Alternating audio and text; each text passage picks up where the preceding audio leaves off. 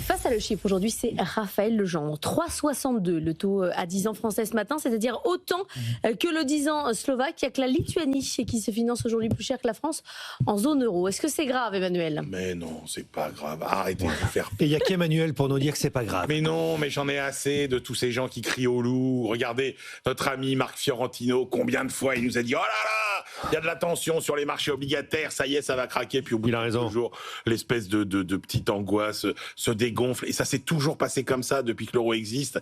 Et je ne vois pas pourquoi ça ne continuerait pas à se passer comme ça. Parce que dans votre présentation volontairement terrifiante... Bien sûr, c'est mon but, que vous terrifiante, vous oubliez de dire quand même que le cœur du sujet, c'est-à-dire l'écart de taux avec l'Allemagne, est retombé quasiment au niveau du mois d'août. Donc voilà. Parce que les taux allemands sont remontés à cause du plan annoncé par les Allemands et les 500 milliards. Fondamentalement, il n'y a pas d'inquiétude majeure. Non, mais attendez, vous voulez que je vous fasse vraiment peur? 500 milliards d'émissions allemandes l'année prochaine. Alors, on va effectivement, on va quand même serrer les problèmes. Je vous dis pas que la situation financière des finances publiques n'inspire aucune crainte.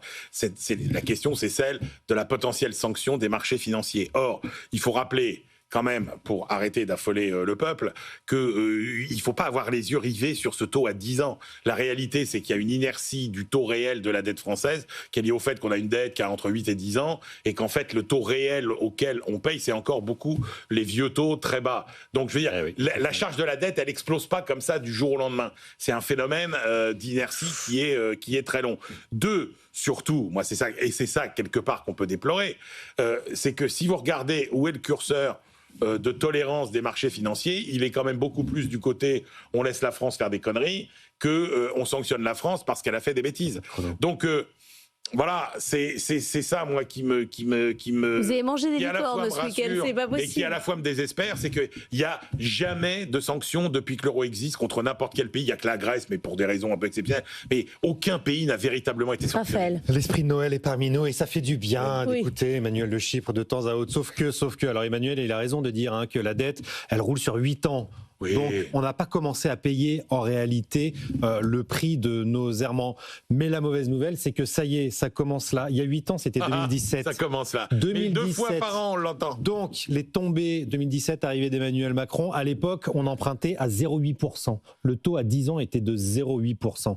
C'est-à-dire que la dette qu'on a empruntée en 2017, les 70 milliards ou 100 milliards à l'époque, qu'on va rembourser cette année-là, on va les réemprunter, mais à 3,7, pas à 0,7, à 3,7%. Ça va absolument pas être la même confiture. Je rappelle juste le chiffre. 1 point d'augmentation sur la dette, c'est 3 milliards d'intérêts en plus à 1 an, c'est 40 milliards au bout de 10 ans. Là, c'est 3 points de plus quasiment. Donc ça veut dire que dans 10 ans, on va payer 120 milliards de plus. C'est évidemment un nœud coulant qui va nous faire très très mal. C'est le premier point. 2, les taux ne cessent de grimper. On va le dire toute la matinée. Ils sont désormais durablement installés au-dessus de l'Italie, mais pas que. Le niveau de la Slovaquie, bonjour. La Grèce, l'Espagne, le Portugal, tous nous sont passés devant.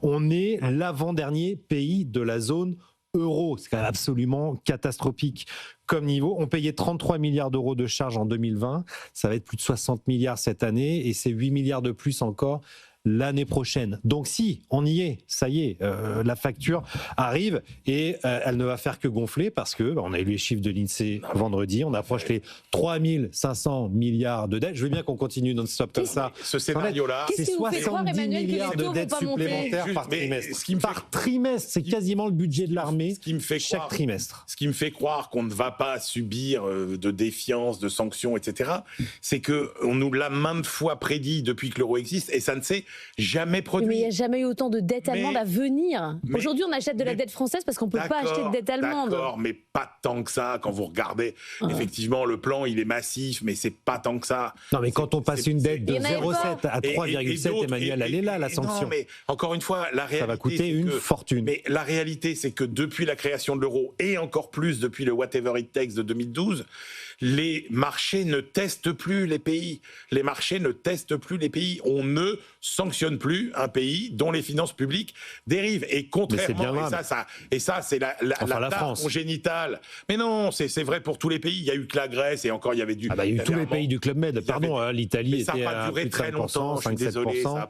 Parce qu'ils ont fait le boulot. Dans ces cas-là, creusons. Parce qu'ils ont fait le boulot, eux. Creusons les déficits, Emmanuel. Ce que je veux dire, c'est que si malheureusement, mais je le déplore, si malheureusement vous espérez une sanction brutale des marchés financiers pour nous mettre une épée dans le dos et nous obliger à bouger sur la gestion de nos finances publiques et sur la rigueur dans la précipitation, dans l'urgence et dans les larmes, non, vous ne l'aurez pas. Vous ne l'aurez pas parce qu'encore une fois, ça n'a jamais marché. Et ce qu'on nous présentait, et ça c'est une tare congénitale de l'euro, c'est que quand on nous disait, oui, maintenant qu'on a la monnaie unique, plus personne ne peut dévaluer, quand un pays sera mal géré, il sera immédiatement sanctionné par les marchés financiers, ça n'a jamais marché comme ça. Donc je ne vois pas pourquoi ça marcherait comme ça aujourd'hui. À quel niveau de taux vous vous inquiétez ? Ce qui ne veut pas dire que c'est pas catastrophique. Alors, il n'y aura pas de sanctions brutales. On payait 30 milliards de charges de la dette en 2020. On va payer 100 milliards en 2030. Voilà, c'est simplement le nœud coulant qui nous étrangle au fur et à mesure. L'Allemagne va pouvoir emprunter pour financer son armée. Nous, on n'a même pas de budget cette année pour augmenter de 6 milliards le budget de la défense. Sur le fond, je suis d'accord, qui est quand même la meilleure décision qu'on ait entendue depuis longtemps. Si on attendait un plan de relance et un plan d'investissement massif, ce porte-avions. Et quand même, ce porte-avions est un plan de relance. Un plan de relance. Emmanuel, il faut y aller sans vouloir vous presser. Vous allez avoir des problèmes avec l'antenne d'en face.